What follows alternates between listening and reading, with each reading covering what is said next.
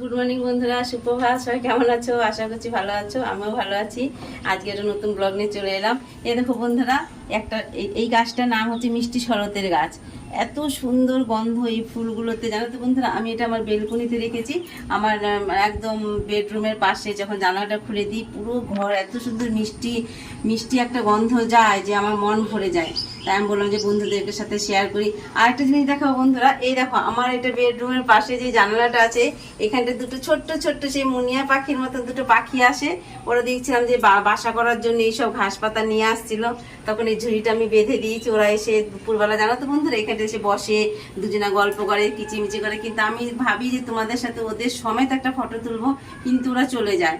আমি ভাবছি এটার মধ্যে ওরা নিশ্চয়ই বাসা করবে। আস্তে আস্তে যখন বিশ্বাস জন্মে যাবে যে এটা ওদের মানে ঠিক স্থায়ী বাসা, তখন ওরা নিশ্চয়ই এখানটা থাকবে, আমি তোমাদের সাথে শেয়ার করব।